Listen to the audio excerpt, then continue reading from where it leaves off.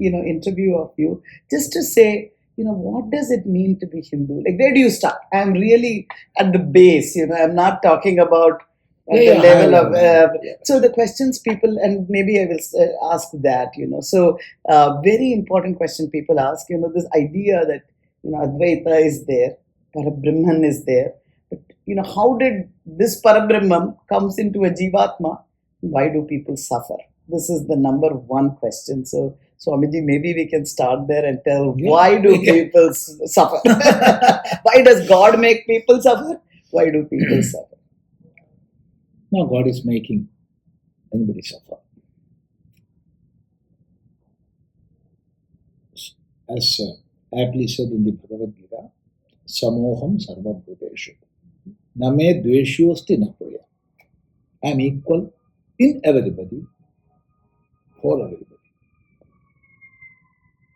There is no friend, there is no enemy.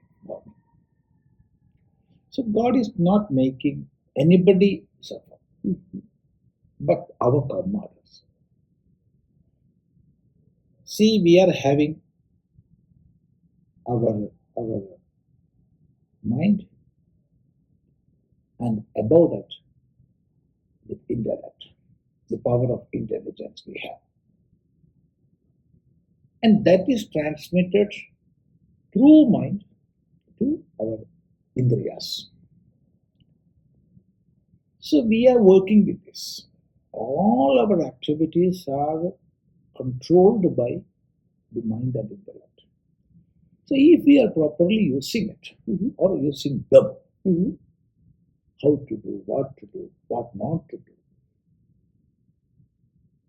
accordingly we get the fruits of our karma. So nobody is giving us suffering.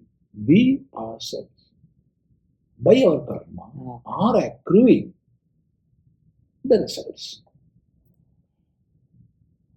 And we are saying God is giving. No. Here we are having light. We are sitting here and talking something divine.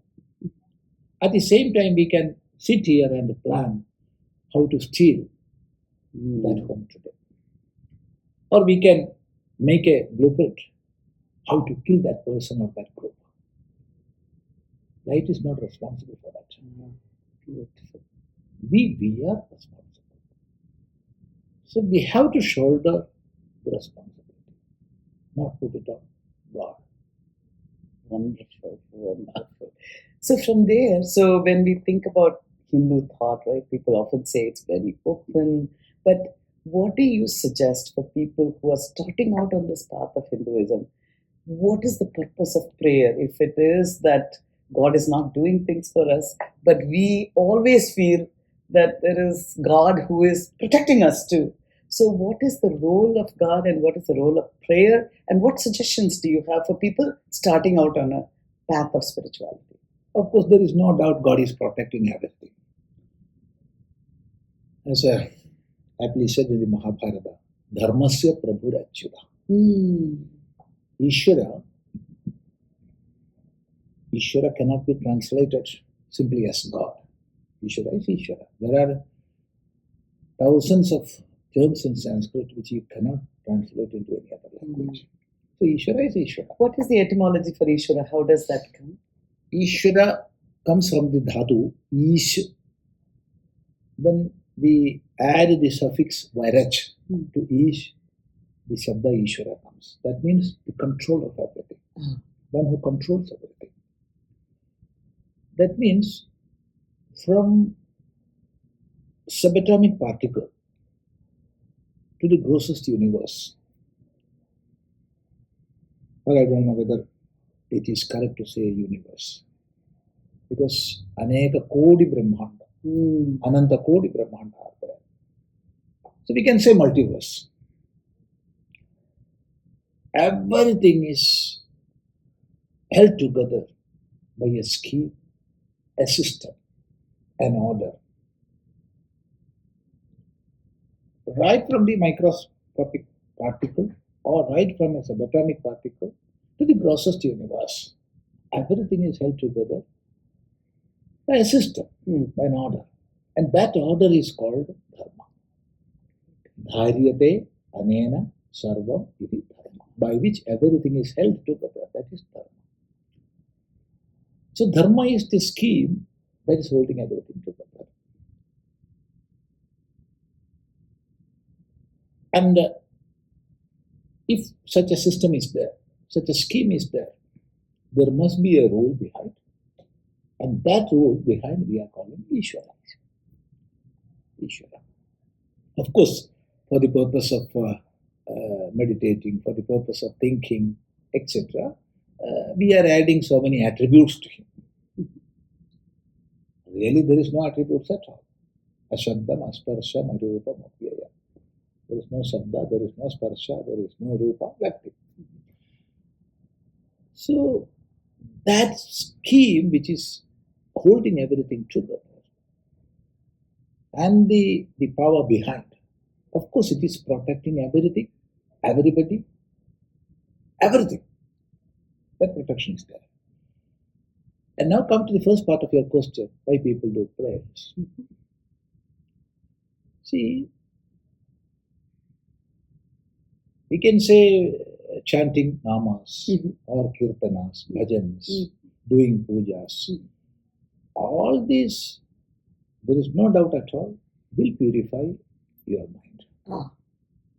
Just for purifying our own mind and sharpening the intellect. That is one aspect. The other is, from a still more lower standpoint, let this purification, there is this sharpening everything go. First of all, human being wants peace of mind, happiness. All these are there.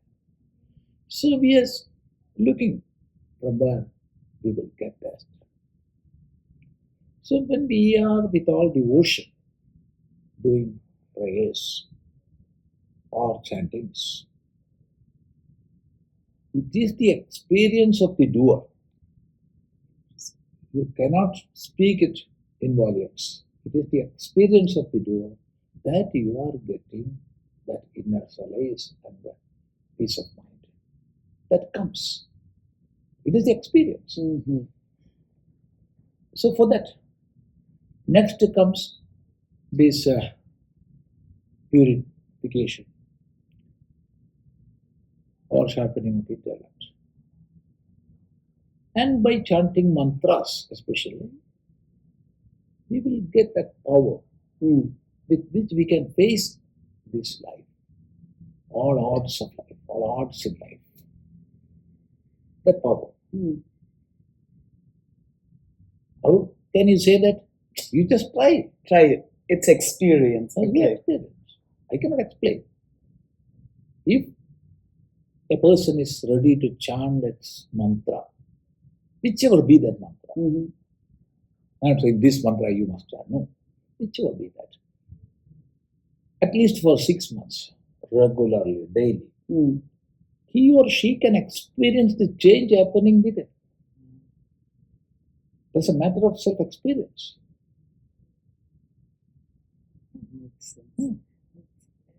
And in that context, like they always say, right, like there are certain mantras that can bring you certain benefits. For example, you chant something for Lakshmi, you have or Ganesha removes obstacles. Is there connection for particular mantras to particular energies, or how does that come about? See, basically Ishvara is one. One without a second. So our acharyas, our shastras, they don't say Ishvara is one. They will add one without a second. Ekameva advitiya. Because there is no doubt. Ishvara cannot be two or three. But at the same time, how it manifests? Manifestations are in different ways.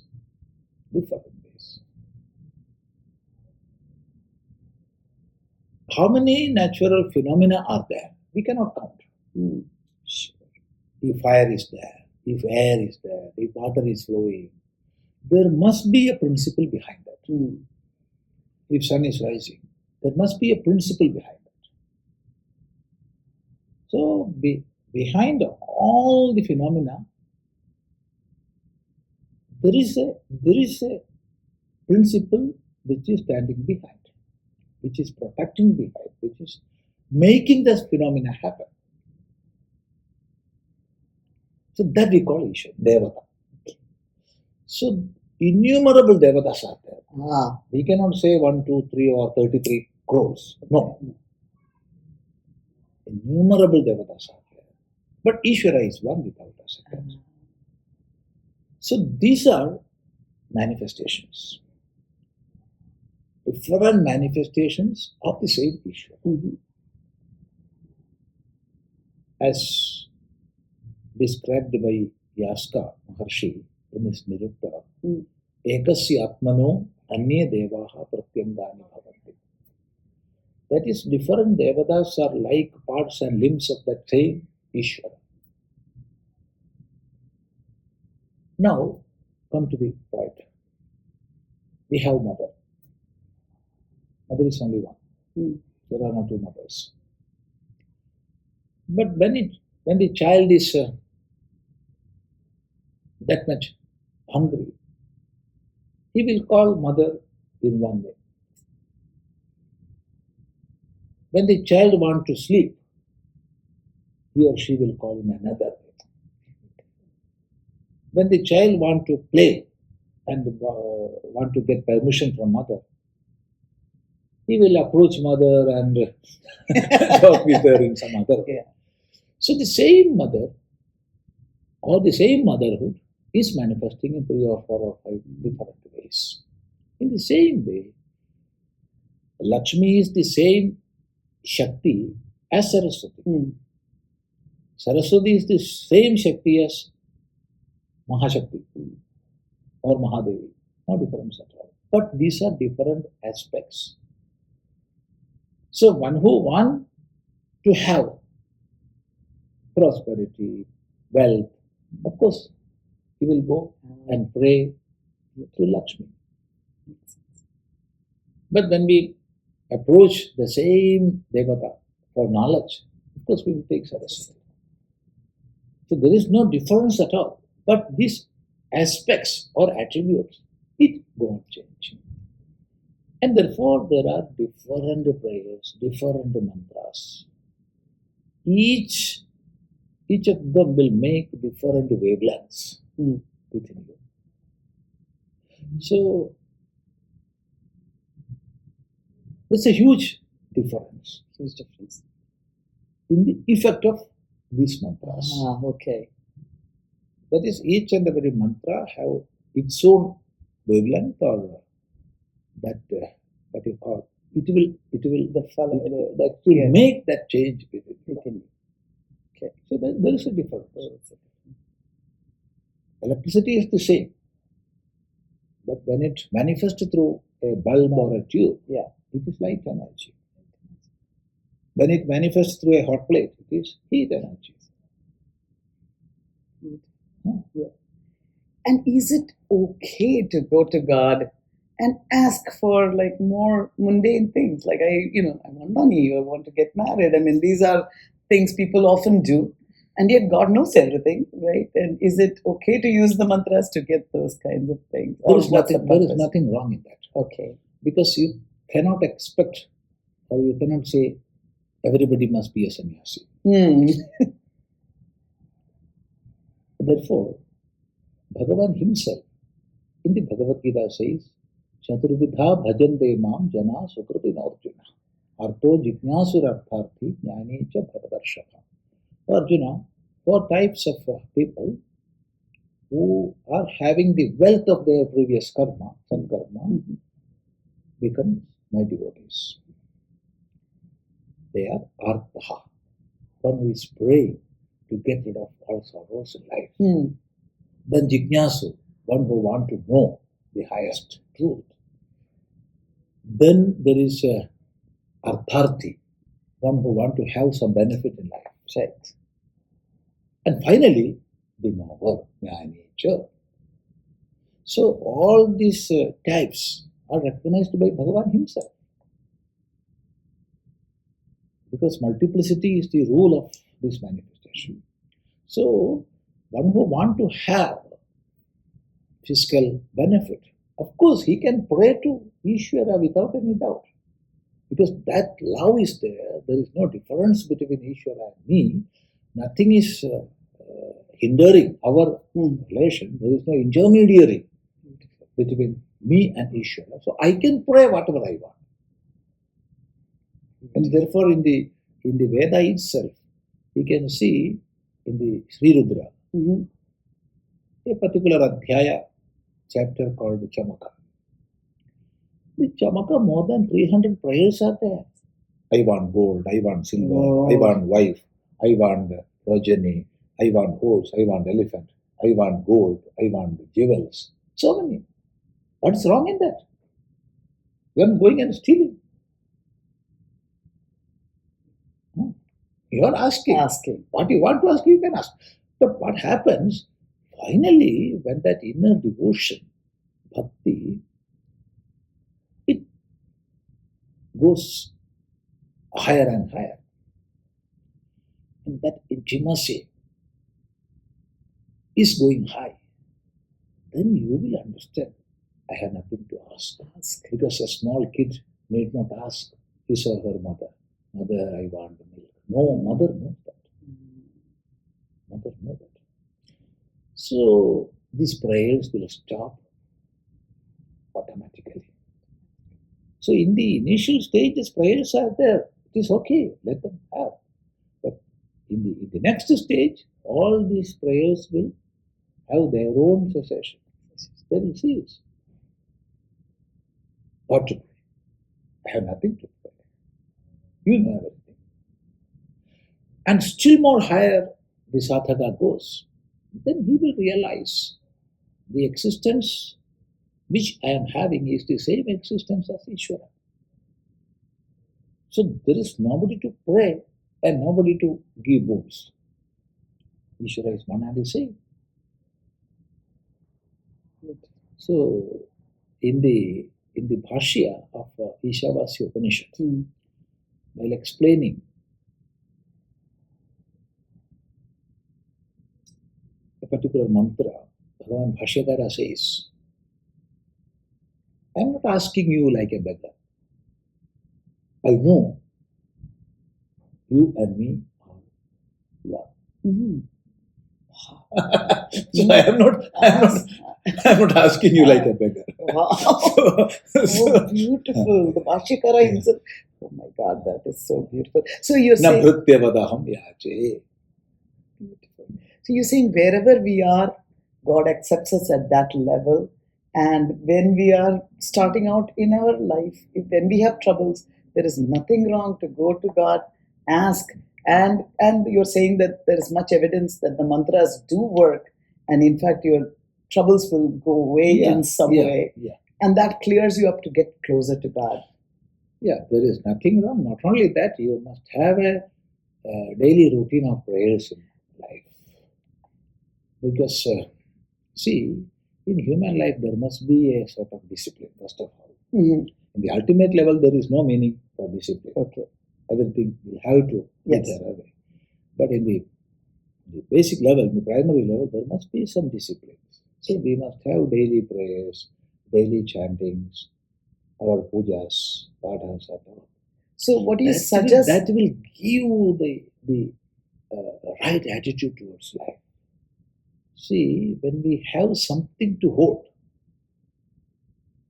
when calamities happens in our life, when distress comes, when we are getting out of balance, if there is something to hold, it will protect us. If there is nothing to hold, what will happen?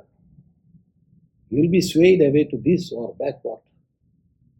You will go to suicide. You will go to this, that, drugs and all. If there is something to hold, it's essential. So there must be puja, there is padha, there must be padha, there must be these chantings and all. At a time, all this will naturally be there away. That we need not think or we need not teach. At It happens quite naturally. By the time Yeah, they are yeah, at that yeah, level. yeah. So, to a starter, what do you say? How many minutes, or do you have a guidance you can give for people? People always say they are busy. Life is, there are kids, there is work, all of this. So, what is your suggestions, Guruji, for a routine for a day that you might suggest? See, there is no meaning in saying I am busy. You are driving a car. There is a destination. But on the way, you have to refuel it. If you say, I don't have time, I am busy, the car won't go. So you must stop at the station and you have to refuel it. Just like that, in this human life, we have to empower ourselves. Nobody is there to give you power from outside. Uddhared atmanatmana. It is you alone to raise yourself. Nobody will come and make you up. No Ishvara will come. It is your duty. So, there is no meaning in saying, I am busy, I don't have time. We have time. We have time. And a time will come when we have to move away. You cannot say, I have no time. Then and there itself, you become. So, there is no meaning in that. So, there must be a systematic practice. For example, for householders,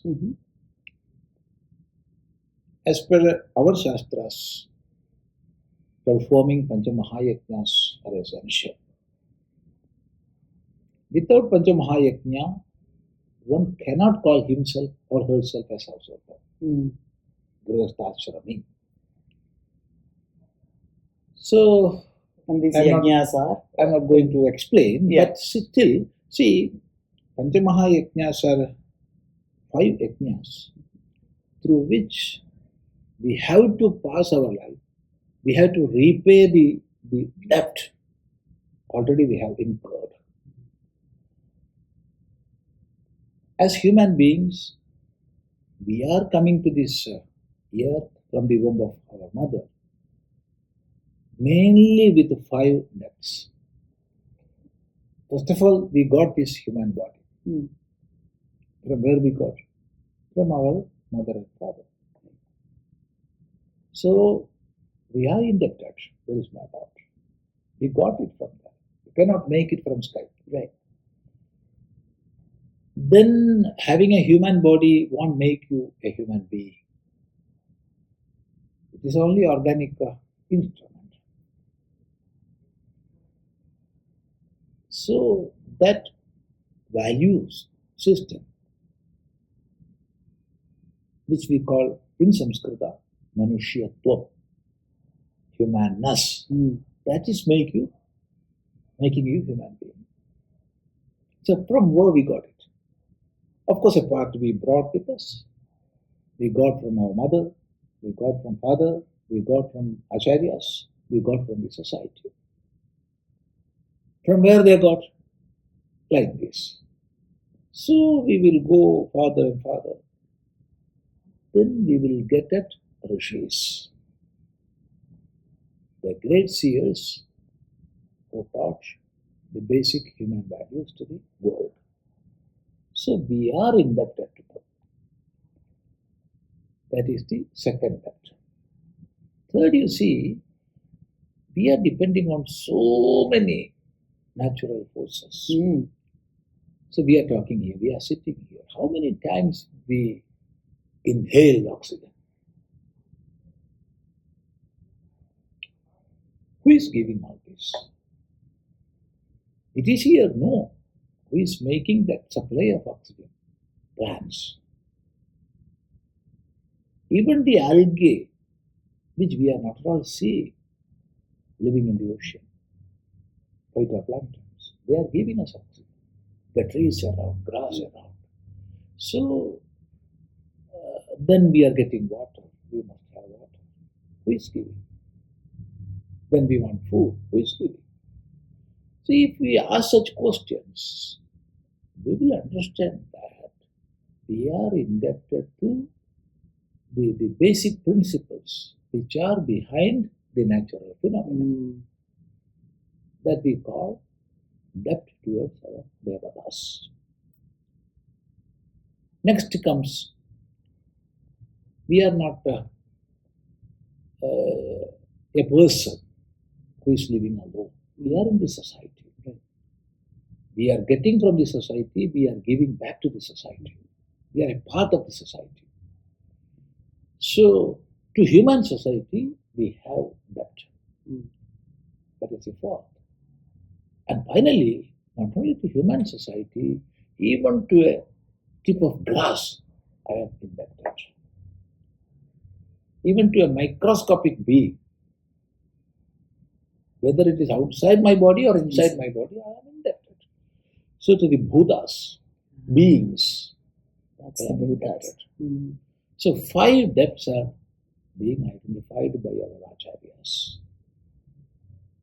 Pitru, Rishi, Devata, Manushya, Buddha. So daily through our practices, we have to repay or at least try to repay. How it is possible? First comes, you perform Pitru Yajna daily to pay back to Pitrus. How? Love your father, love your mother, care them, serve them. And our next generation must see how you are loving and caring your father and mother. Then only that incessant transference will happen. That only will sustain our dharma. So that. And after their death, worshipfully we have to offer Shraddha for their upliftment. Both these make Pitru Yajna. That is loving and caring, living parents and grandparents. And after their death, paying this respectful worship. That is Pitru Yajna. Then we must make it a point that we must show to the next generation how we are respecting, how we are caring, how we are loving. Because we must be a role model in front of our children. There is no use in teaching or advising them. Interesting. Because when you are bombarding them with advices, there is no doubt that they will be against you. Up to a certain level, they will obey. But after that age, they won't hear you. We are our own business. So, be a role model. That is this Pitru Yajna. Second is, you can say, Brahma Yajna or Rishi Yajna. What is that? It is learn our scriptures. Daily, make it a point to learn our scripture. I am not saying this scripture you have to go and study. Mahabharata you study or Ramayana you study. No. Whichever, which you can digest, which appeals to you, which you can digest. Such shastras you take daily. And there is one thing more. Our Sanatana Dharma is not a narrow religion, or a religion in the narrow sense of the term. Of course, it is a religion, but it is not a religion in the narrow sense of the term. So we are not putting full stop to the Acharya Parampara. When you say this is the last Guru, we are putting a full stop. We are not putting full stop. Okay. So that incessant Guru Parampara is there from time immemorial. Still it is going. So many acharyas are writing newer and newer treatises, teachings. So whichever appeal to you, that you can take and study, learn. And the point you are getting from that, transfer to the next generation. Beautiful. Through stories, through music, not textual knowledge as it is, because they cannot digest it. So you make stories, you give to them. So this is Rishi Yajna. Then comes Deva Yajna. You do Agnihotra in your home, or worship in temples, doing mantra japa, doing nama japa, and as much service activities you do in the society as you can. That is Deva Yajna. Of course, it's a part of it. Deva Yajna.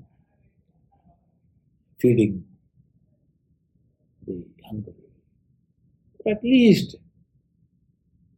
with love, with just a smile, Smile. Beautiful. just embrace. So all this make Deva Yajna.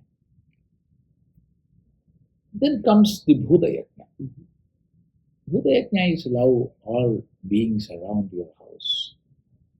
Give water to plants, food to other beings. All this.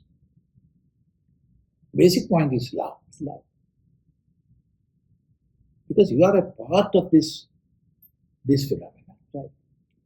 Nobody is outside. All are part of this drama. So love. Then comes Manushya Yajna. Manushya Yajna is welcoming guests to our home, treating them as the embodiment of divinity. And it was strictly observed in our families that before eating food, somebody will go out and see is there anybody hungry sitting without food. They call them and first feed them. That's our culture. That was our culture. That is our culture. That must be our culture. So this is Manushya Yajna. So these 5 yajnas we must do daily. Daily. Wow. Daily.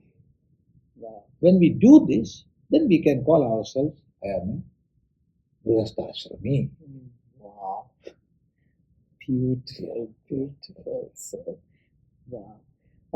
I was just going to ask you as we maybe conclude this interview here, what message would you give to these young children who are probably not growing up, in India, maybe around the world?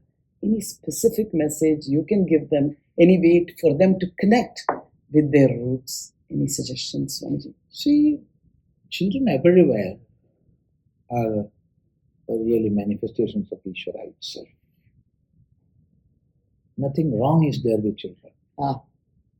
Wherever you go, whether it is America or Australia or Africa or Arabia or Bharat, there's no difference. Children are of one same nature.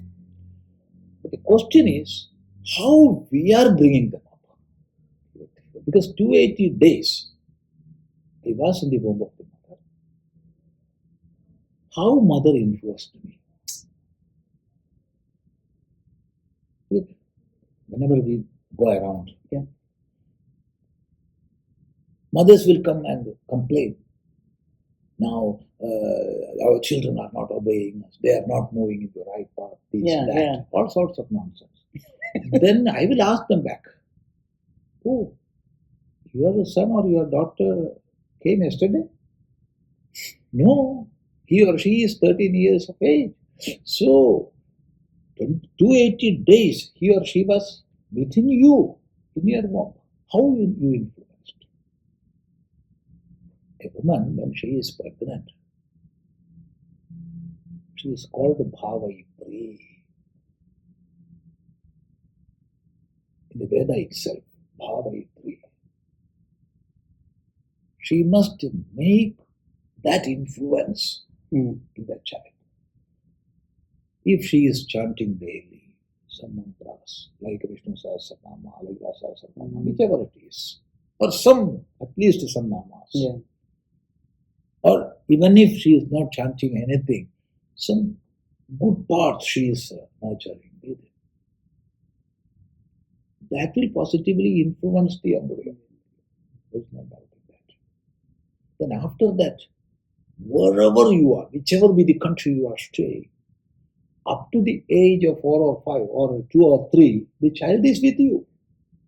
It is your duty to give practical and positive message to the child through your deeds, not your words. So, our first message must be to our mothers. She is the first Guru. That responsibility we have to take. Otherwise, better not to have children. Beautiful. Because children must not come accidentally. As per our dharma, the first samskara is Garbhadhana. Garbhadhana or Nishega is the first samskara.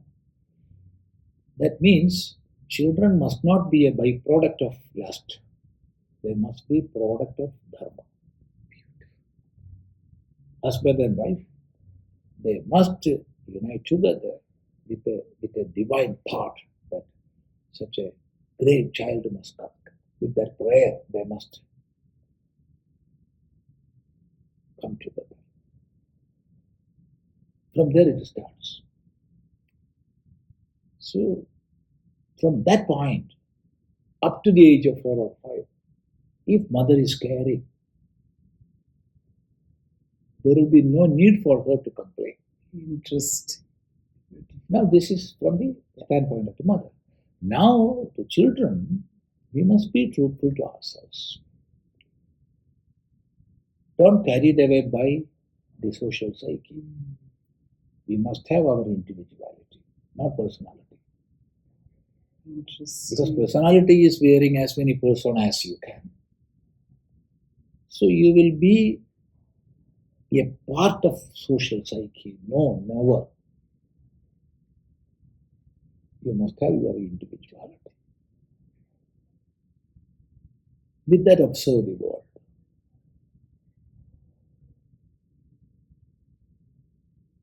Don't be a part of the flow. Interesting. We must have our own aim. To that we must live. Of course, in the present day world, so many internet, all these are there. We must be experts in that. Of course, yes. We cannot say to children, you must not use mobile phone, you must not use internet, you must not use computer. No, they must use. But they must know how to use. We must be the masters, not those equipments. Equipments are for our purpose. So use them very well. Be masters. Wherever you live, take the message of Dharma. Beautiful. Not religion. Okay. Dharma is not faith-based. It is logic-based. We promote rational thinking. We promote questioning mind. We must have that.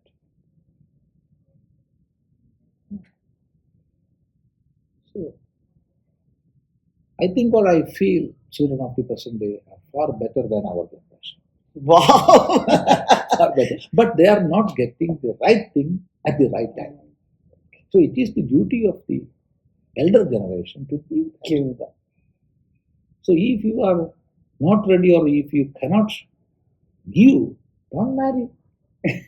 Interesting. Come to our path. Welcome. Welcome to the Holy Company. Oh my goodness, Swamiji. Thank you so much, Swamiji, for your blessings and for the children to know that they are indeed better than our generations. Thank you so much for your grace Namaste, and your namaste. blessing. Thank you.